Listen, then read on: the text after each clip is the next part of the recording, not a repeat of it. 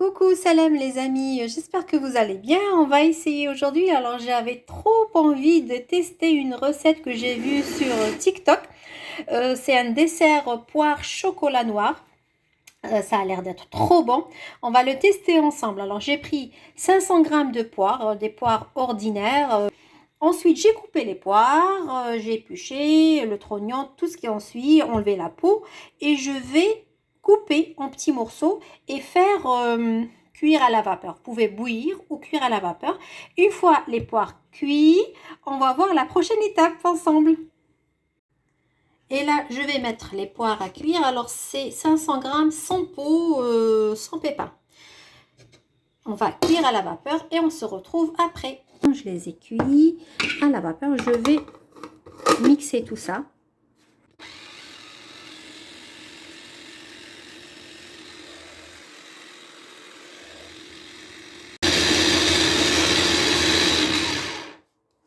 Alors, il faut que ça soit... Il faut que ça se réduit en purée comme ceci. On va ajouter le chocolat fondu que j'ai fait fondre au micro-ondes. Vous pouvez le faire au bain-marie, c'est la même chose. J'ai pris 200 grammes de chocolat noir. Alors, mon chocolat est bien fondant. Regardez. Je vais ajouter la purée de poire par-dessus. Ensuite, je vais verser dans un moule à cake. Vous pouvez faire dans des moules individuels, ce que vous voulez. Verse la préparation, purée par-dessus. Et on mélange le tout. Alors, je mélange tout comme ça. Je verse dans le moule. Je mélange bien le tout. Il faut que les deux, que ce soit la purée ou le chocolat, soit bien chaud. Bien chaud, je mélange le tout et je verse dans mon moule à cake et je mets au frais au minimum 4 heures. Et on se retrouve bien sûr après les 4 heures pour déguster notre petit fondant poire chocolat. Alors, j'ai pas un moule plus petit que celui-ci. Ça aurait été mieux. Alors, on va essayer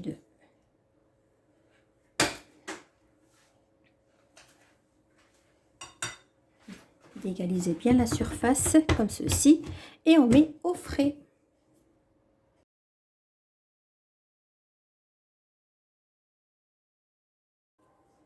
Alors, une fois que je rentre en cuisine, je fais le tour et je sors. Alors, j'étais encore tentée par une autre recette, les cinnamon rolls de Super Lumos. Alors, comment il fait sa recette?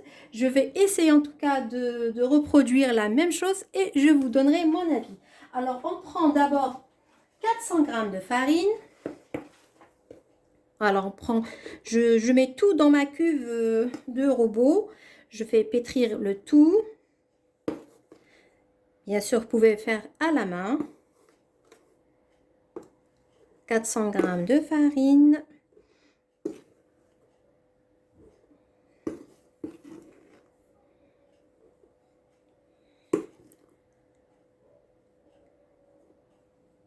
Et je prends une pincée de sel.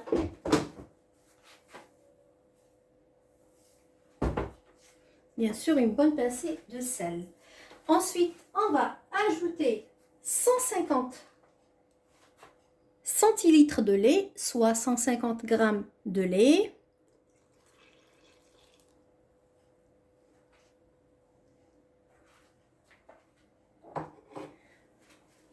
On ajoute par la suite une bonne cuillère de vanille.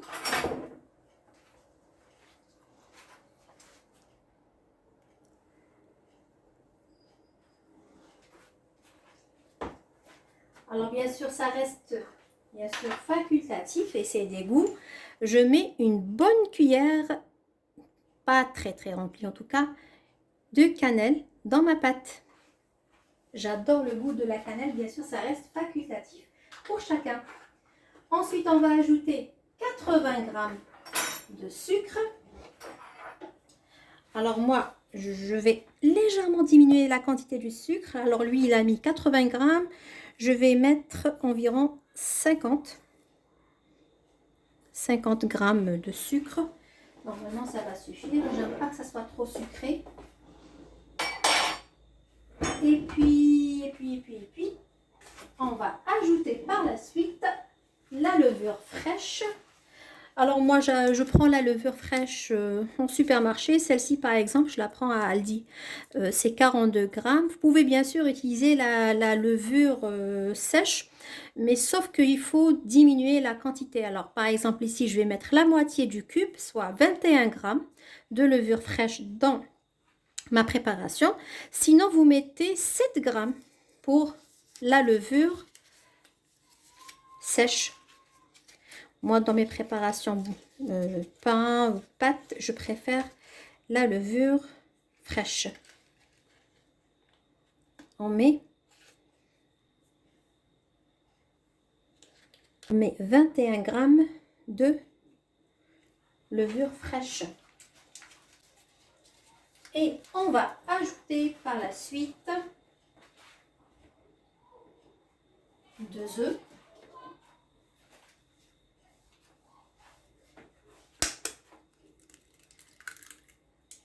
Un.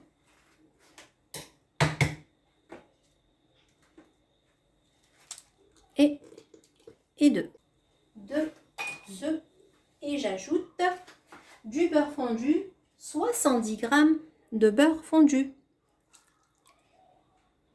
70 grammes de beurre fondu.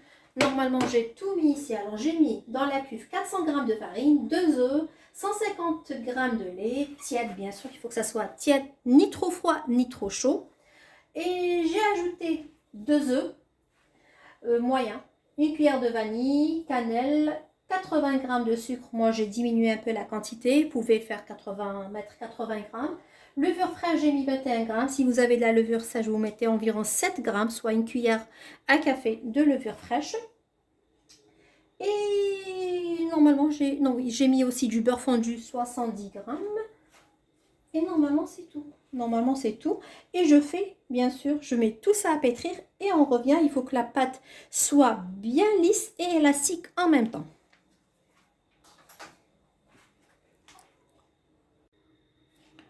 En tout cas, la pâte, elle est vraiment, regardez, très très molle. Et en plus, elle est lisse. Je vais filmer au contact pour éviter que la croûte soit avec un torchon. Et je laisse reposer le tout 2 heures. Bien sûr, il faut couvrir et mettre dans un endroit bien chaud, à l'abri du courant d'air, surtout.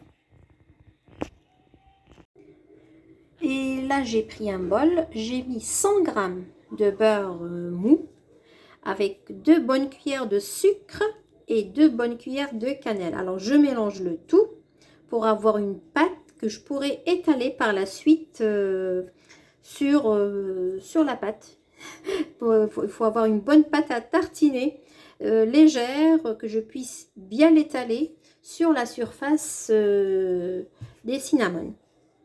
Je vous montrerai tout ça après.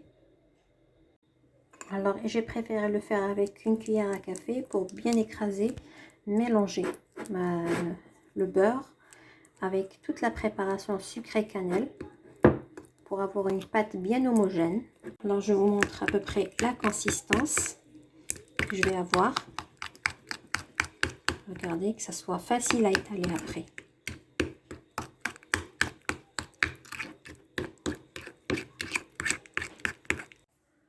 Alors ici, on a la pâte qui a bien levé. Regardez, la pâte a bien levé. On va essayer d'enlever et on dégaze pour enlever tout l'air qui se trouve à l'intérieur de la pâte. Comme ça. Et on va avoir la pâte initiale, c'est-à-dire celle qu'on avait avant. Alors, on va prendre notre pâte.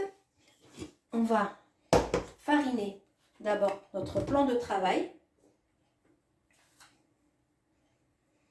Et on va étaler la pâte en un rectangle. Elle est très très lisse. Regardez comment elle est. Alors, on va étaler notre pâte en farine pour éviter que le rouleau colle.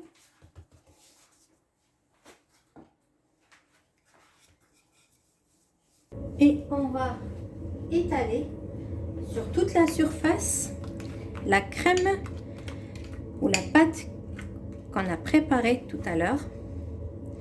On va essayer de bien l'étaler à base de beurre, de cannelle et de sucre. 100 g de beurre, 2 cuillères de cannelle, 2 cuillères de sucre. Et on enroule petit à petit. Alors il faut faire très attention. On peut céder de la farine. Bon, moi c'est suffisant ce que j'ai mis là. J'ai mis vraiment assez de farine. On enroule sans trop serrer.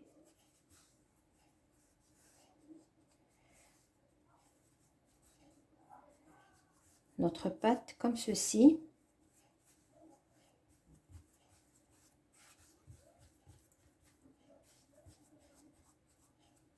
Alors j'ai pris ici un moule que j'ai beurré et fariné.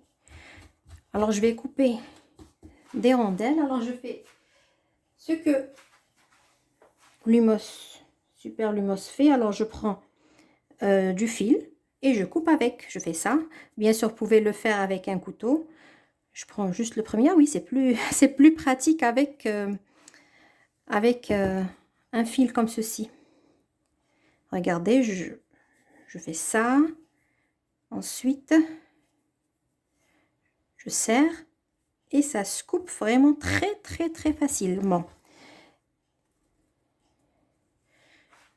Je pose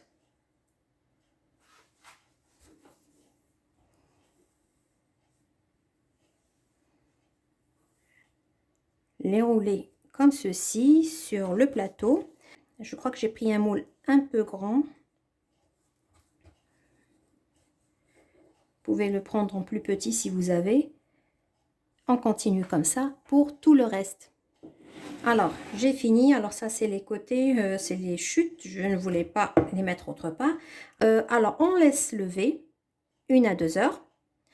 Ensuite, on va cuire dans un four préchauffé à 200 degrés et on baisse la température juste après. Ça sera dans les 160-180 degrés, selon bien sûr le four que vous avez. Et puis, il faut juste, avant de mettre au four, badigeonner la surface pour faire dorer avec juste un tout petit peu de lait. Et on va préparer par la suite la crème ou le glaçage qui va accompagner nos cinnamons. Pour le glaçage, j'ai pris du fromage nature à tartiner, type Philadelphia. Alors ça, je l'ai pris à Aldi. Je prends 100 g de ce fromage, environ 100 g de fromage.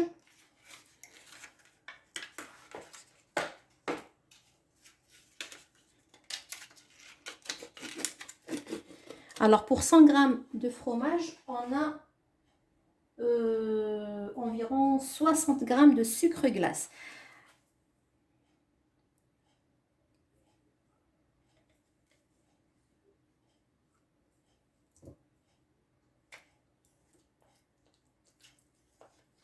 Et voilà. Je prends du sucre glace. Alors je mets à peu près à vue d'œil comme ça. C'est à peu près une bonne cuillère à soupe. Moi je mets pas trop de sucre. Alors voilà la consistance qu'on a juste après. Regardez ce que ça donne.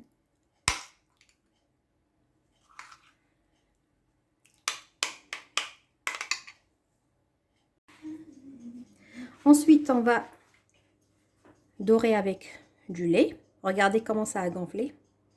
On a laissé 1 heure reposer. Alors il faut faire très attention quand on badigeonne avec le lait à ne pas percer la surface sous la pâte. On fait très attention par rapport à ça. Et ensuite, on enfourne dans un four préchauffé au préalable à 180 degrés pendant environ 25 à 30 minutes. Et là, je vous montre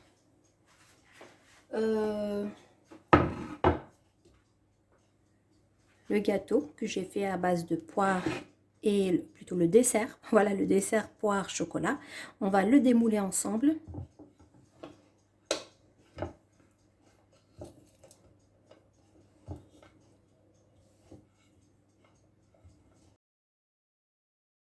Ensuite, vous pouvez parsemer le dessus du dessert avec du chocolat râpé comme j'ai fait moi, sinon avec des fruits secs ou autres. Vous pouvez préparer ce dessert ou ce fondant au chocolat dans des verrines, des parts individuelles. Ensuite, jouer sur la garniture, ça c'est encore peut-être meilleur. Je vous montre un morceau. Ce dessert est très gourmand avec 2 ingrédients seulement, un fruit et du chocolat. Alors vous pouvez bien sûr remplacer la poire avec de la pomme. Vous pouvez même utiliser des bananes écrasées à la place de la poire. Ça donne également un bon résultat de fondant au chocolat. Alors je vous montre le morceau une fois coupé, la texture très fondant. Et bismillah pour la dégustation. Alors n'hésitez surtout pas à l'essayer chez vous, franchement ça vaut le coup. Et je retourne vers les cinnamons, je vais les badigeonner de ma crème ou du glaçage par-dessus. Et une fois terminé, je laisse un peu le glaçage durcir et je prends un morceau pour vous montrer. Regardez la pâte, elle est magnifique, surtout avec cette couleur beige comme ceci, la couleur de la cannelle. Bien sûr, c'est des goûts, ça reste des goûts. Vous pouvez, c'est encore tout chaud. Je vais laisser tiédir pour déguster. Et je vous montre, regardez, c'est trop bon. La pâte, elle est souple, aérée. Alors n'hésitez surtout pas à tester ce dessert ou cette viennoiserie chez vous. Vous n'allez pas le regretter. C'est trop bon. Bismillah. Les amis, alors cette recette de Super Lumos, je valide et à tester et à refaire en tout cas. Alors je vous dis à très bientôt pour de nouvelles recettes à tester bien sûr et à faire ensemble. J'espère que cette petite vidéo vous a fait plaisir. Pensez à liker, à partager, à vous abonner. Je vous dis à très bientôt. Surtout, prenez soin de vous les amis.